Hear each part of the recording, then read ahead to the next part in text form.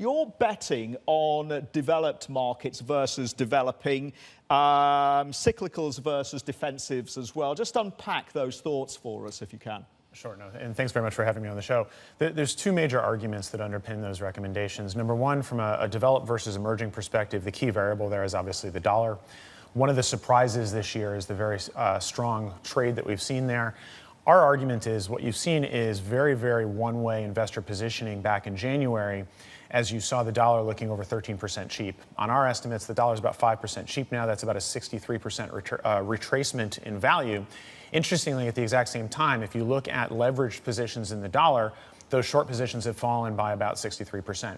And so we're in the process of normalizing positioning, not necessarily fundamentals in the dollar.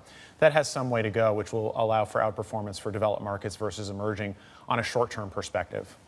So you don't throw the baby out with the bathwater when you look at the stress that's happening in EM. And as I said earlier, when we were looking at the currencies, a lot of this is very country specific. A lot of this is very idiosyncratic risk. If this bout of stress in EMs is just periodic, and does this represent a buying opportunity then in select sovereigns? It's very much a question of time frame. And so as you start to normalize positioning in the dollar, we would expect DM to continue to outperform. We had an interesting scenario in the first quarter global GDP numbers, which came in around 3.1%, where you actually saw reasonably good strength coming out of some of the larger emerging markets like China, where the numbers were slightly ahead of expectations in terms of total growth. As we look forward into the second quarter numbers, we expect an acceleration of global GDP, but primarily led by developed markets. And so again, that creates a somewhat difficult environment for EM outperformance.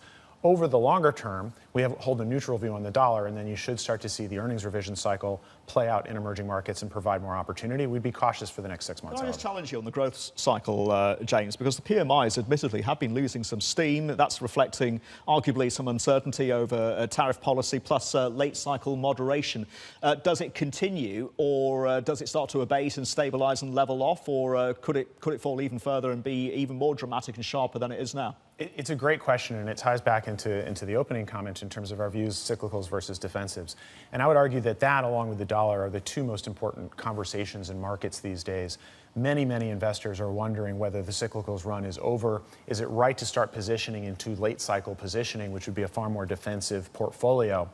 And it's an incredibly important conversation because the movement from mid to late cycle is one of the more violent portfolio transitions that you get, where you're literally going 180 on a number of key sectors, in particular cyclicals versus defensives. Our argument is that being too early is almost as damaging as being too late. The argument that PMIs and overall economic activity have started to roll over, A, that's coming from a very high level.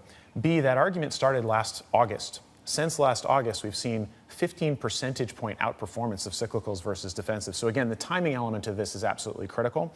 At the moment, we're still comfortable being overweight cyclicals. One thing that's really important to note from our perspective, if you look at a basket of defensive stocks, particularly here in Asia, they're almost at an all-time high valuation.